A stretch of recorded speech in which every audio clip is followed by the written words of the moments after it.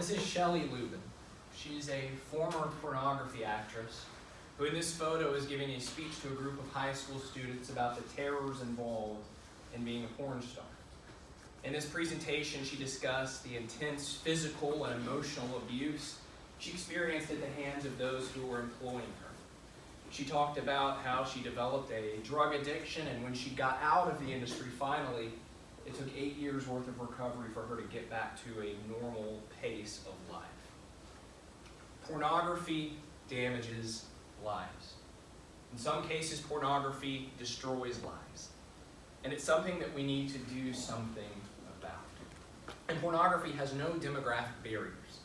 While men are 5 times more likely to view pornography than women, a 2015 survey by Covenant Eyes, an organization committed to fighting the porn industry, found that 1 in 4 married women admitted to regularly viewing pornography. And so we as the United States need to do something about this. So today I'm going to propose 3 things that the U.S. federal government can implement, 3 policies that they can implement to make life better for number 1, those performing in the industry, and number 2, those consuming product. So let's talk first about some of the problems that exist with performers in the pornography industry. Before we get to the emotional stuff, let's just talk about the basic health concerns. As you might expect, sexually transmitted diseases are a major problem in the pornography industry, and there's 2 big reasons why.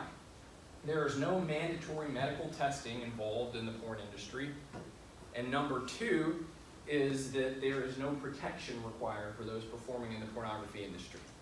And here's the result of that. From 2004 to 2012, there were 8 cases of HIV among Los Angeles pornography performers. And in a survey by the Journal of American STD Association, 47 of 168 performers had gonorrhea, chlamydia, or both. That's the health concern. Let's talk a little bit now, though, about the mental and the mental concerns. Because those who are performing in the pornography industry, as Shelley Lubin talked about in her presentation, are put in front of a great deal of distress. They're mentally abused, they're treated as nothing, and they don't get what they're promised. They're promised a life of glamour, a life of success, a life of money. And what they get is a drug habit and 8 years worth of recovery.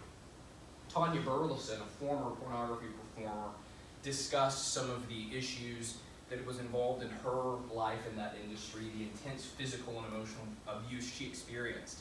And here's sort of a PG version of her quote.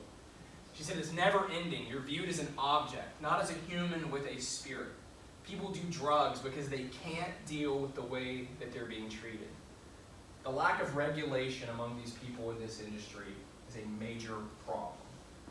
But pornography presents problems for more than just those who are making it. It presents problems for those who are consuming it.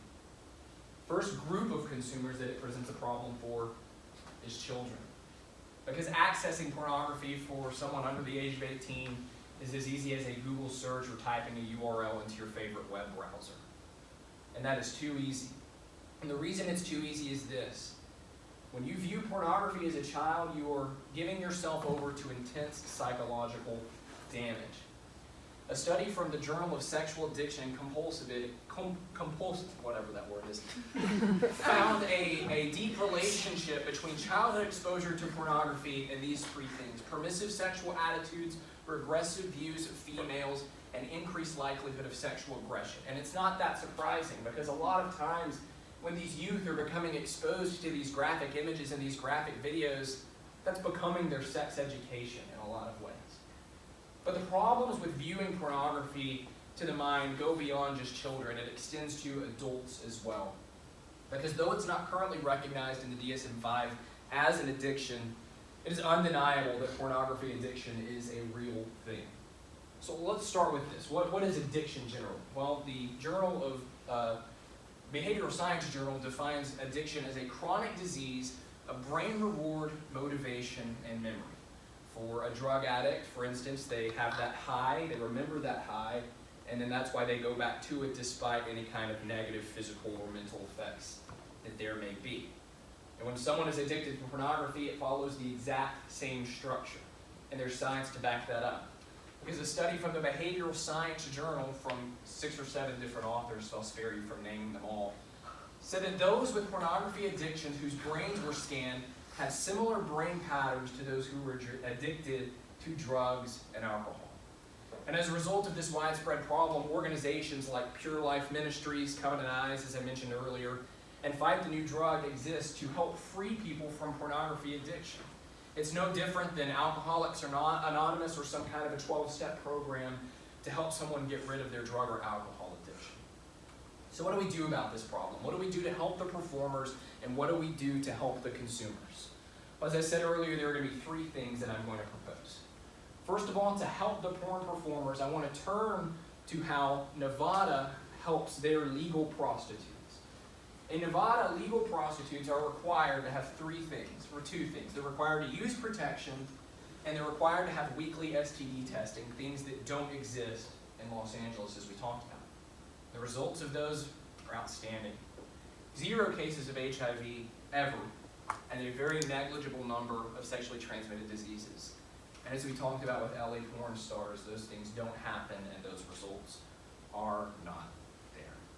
So I propose that the United States federal government enacts these same Nevada state laws for porn stars, that they need the same protection from their own industry that's just seeking to use them for monetary gain.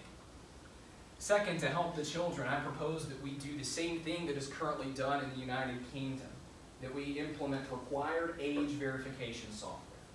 In the United Kingdom, pornography websites are required to verify that users are 18 before they can use it, and it's more than just saying, how old are you? They have to provide some kind of a verification. And the page opens on a neutral landing page that features no explicit content so that no child can access these sites. And finally, for the grown-ups who were involved in this, I propose that we do something similar to what the tobacco industry does with their products. When you pick up a pack of cigarettes or a pack of chewing tobacco, you're going to see a warning like this one, warning people of the severe health issues with getting involved with the tobacco industry. And so I propose that we do the exact same thing with pornography. I think that the same principle can apply with that.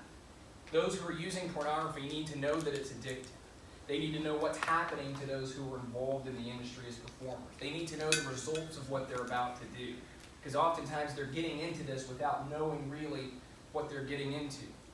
And the science, again, says that this works. The Washington Post about a year ago took a look at 3 different studies from those who were in the tobacco industry, and they found that these trigger warnings work. They found that the studies show that large warning ads on tobacco products do deter from usage. You know, maybe one of the counters to this is the idea of free speech, or the idea that people need to have the freedom to do what they want. But here's what I would say to that. I would say that people don't know what they're getting into with this. The performers, again, are promised glam and fame and fortune. And the people who are getting into consuming pornography don't realize the negative effects that it has on the minds. And while these changes that I'm proposing might not fix everything and probably would not fix everything, there's a chance that it helps 1 person or 2 people. And if we can help 2 people avoid 8 years of recovery or avoid having to get treatment for pornography addiction, we've made a difference.